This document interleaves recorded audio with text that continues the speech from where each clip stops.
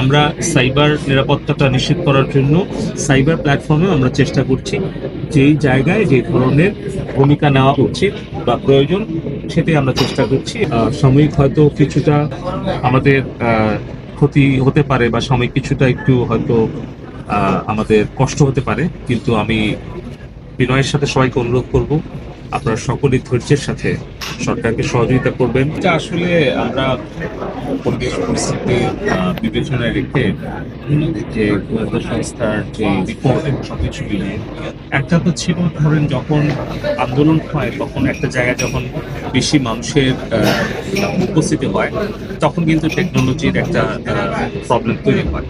কিন্তু বর্তমানে আমরা খেয়াল করছি, যখন আমরা লক্ষ্য করি যে এই সোশ্যাল মিডিয়াটাকে প্ল্যাটফর্মটাকে ব্যবহার করে গুজব মিথ্যা অপপ্রচার করাটাকে একটা অস্ত্র হিসাবে বেছে নিয়েছে একটা গোষ্ঠী, এবং শুধু দেশের ভেতরে না দেশের বাইরে থেকে কিছু কন্টেন্ট বুস্ট করা হচ্ছে। তার মানে টাকা দিয়ে মিথ্যা খবরটা সবার কাছে পৌঁছে দেওয়ার যে অপকৌশল বা ষড়যন্ত্র, এটা আমরা যখন দেখছি তথ্যপাত্র এবং গোয়েন্দা সংস্থার সকল বিশ্লেষণ, তখন আমরা মনে করেছি যে দেশের নাগরিকদের নিরাপত্তা, রাষ্ট্রীয় নিরাপত্তার স্বার্থে আমাদের যার যতটুকু সক্ষমতা আছে সেটা করা দরকার। একদিকে যেরকম পুলিশ, আইন শৃঙ্খলা রক্ষাকারী বাহিনী, তারা চেষ্টা করছে তাদের নিরাপত্তাটা রক্ষা করা। আমরা সাইবার নিরাপত্তাটা নিশ্চিত করার জন্য সাইবার প্ল্যাটফর্মে আমরা চেষ্টা করছি যেই জায়গায় যে ধরনের ভূমিকা নেওয়া উচিত বা প্রয়োজন সেটাই আমরা চেষ্টা করছি, এবং সেটি আমাদের জাতীয় নিরাপত্তা এবং নাগরিকদের নিরাপত্তার কথা বিবেচনা রেখেই আমরা সকলের সহযোগিতা পাচ্ছি, এবং আমি আপনাদেরও সহযোগিতা কামনা করব। সাময়িক হয়তো কিছুটা আমাদের ক্ষতি হতে পারে বা সাময়িক কিছুটা একটু হয়তো আমাদের কষ্ট হতে পারে, কিন্তু আমি বিনয়ের সাথে সবাইকে অনুরোধ করব আপনারা সকলেই ধৈর্যের সাথে সরকারকে সহযোগিতা করবেন আমাদের সাইবার নিরাপত্তা নিশ্চিত করার জন্য। ফিজিক্যাল অ্যান্ড ডিজিটাল নিরাপত্তা দুটোই এখন আমাদের সমানভাবে বিবেচনায় নিতে হচ্ছে। এই কারণে আমি সাংবাদিক বন্ধুগণ, গণমাধ্যম এবং দেশের সকল নাগরিকের কাছে আমরা সহযোগিতা কামনা করবো যেন সবাই ধৈর্যের সাথে এই পরিস্থিতিটা মোকাবেলার জন্য সরকারকে সহযোগিতা করে। এটার জন্য কি পূর্ব কোনো ঘোষণা ছিল এবং কতক্ষণ পর্যন্ত বন্ধ থাকতে পারে? এটা সময় পূর্বের কোনো ঘোষণা ছিল না। পরিবেশ পরিস্থিতির প্রয়োজনীয়তার প্রেক্ষিতে গোয়েন্দা সংস্থা এবং আইন শৃঙ্খলা রক্ষাকারী বাহিনীর সহযোগিতার স্বার্থে আমরা প্রযুক্তিগত সহায়তা দিচ্ছি, এবং যত দ্রুত পরিবেশটা নিয়ন্ত্রণে আসবে, আইন শৃঙ্খলা আমাদের নিয়ন্ত্রণে থাকবে এবং আমরা এই আশঙ্কা থেকে মুক্ত হতে পারবো।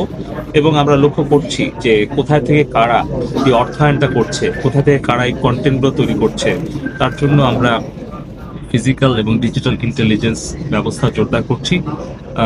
আমরা আশা করছি খুব অল্প সময়ের মধ্যে এই পরিস্থিতির উন্নয়ন আমরা ঘটাতে পারবো। ফেসবুক এবং ইউটিউবের সাথে কোনো ধরনের যোগাযোগ হয়েছে কিনা এই কন্টেন্টগুলো নিয়ে? তারা যদি সহযোগিতা করতো তাহলে আমাদের কিন্তু এত কঠোর অবস্থায় যেতে হতো না। আমি কিন্তু গত 3 দিন ধরে বলছি আপনাদের কাছে যে আমরা বারবার সহযোগিতা চাচ্ছি। এখন আজকে তারা যোগাযোগ করছে, কিন্তু তারপরেও আমরা খুব বেশি আশ্বস্ত বা আশাবাদী হতে পারছি না, কারণ তারা যে সকল দুর্বল যুক্তি দেখাচ্ছে সেগুলো কোনোভাবে গ্রহণযোগ্য নয়। তাদের যেই প্রাইভেসি পলিসি সেটিংস আছে সেটাও আমাদের কাছে যৌক্তিক মনে হয় না।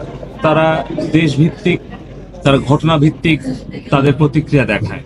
তাদের পলিসি বাংলাদেশের বেলা একরকম, মিয়ানমারের বেলা একরকম, ইসরায়েল ফিলিস্তিনের ব্যাপারে একরকম, ইউক্রেন রাশিয়ার ব্যাপারে একরকম, ইউরোপ আমেরিকা অস্ট্রেলিয়ার ব্যাপারে আরেক রকম, সিঙ্গাপুরের জন্য আরেক রকম।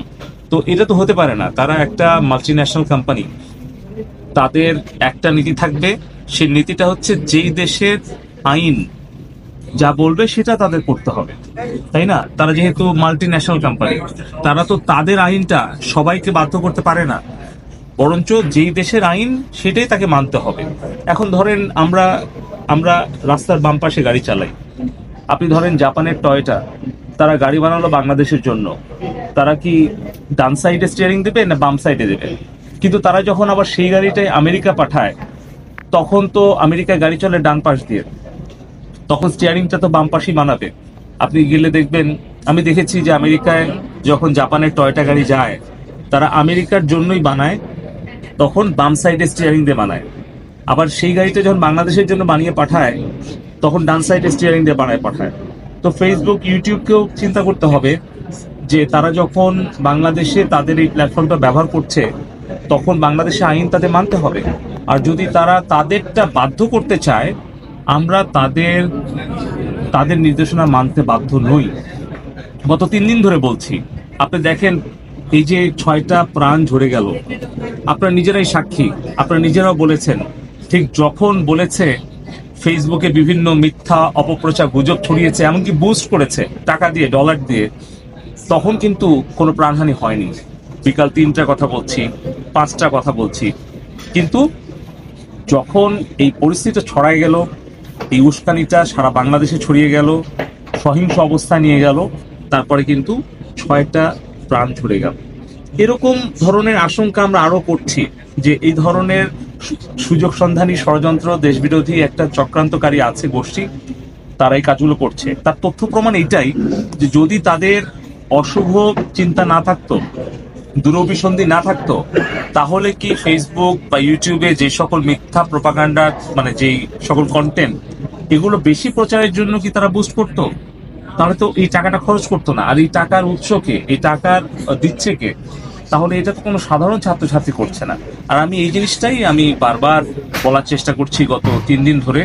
এবং আমরা ফেসবুক, ইউটিউব, গুগল, টিকটক সবাইকে আবারও বলে দিচ্ছি, তারা পার্সোনালিও আমাকে মেসেজ করেছে, অফিসিয়ালিও ইমেল দিয়েছে, আমরা আমাদের দেশের প্রত্যেকটি প্রাণের মূল্য আছে। এটা মানে আসলে আমরা এই এই এই প্রাণ ঝরে যাক, এটা আমরা চাই না। এই ধরনের ক্ষতি আগামী দিনে যদি এদের কারণে হতে থাকে, আমরা এটা কখনোই ছাড় দেব না। তো আমি অনুরোধ করব আবারও যেন তারা এই পরিবেশ পরিস্থিতি বিবেচনায় রেখে তারা বাংলাদেশে তাদের অফিস স্থাপন করে, বাংলাদেশে তাদের ডেটা সেন্টার স্থাপন করে এবং বাংলাদেশের আইন তারা মেনে চলে।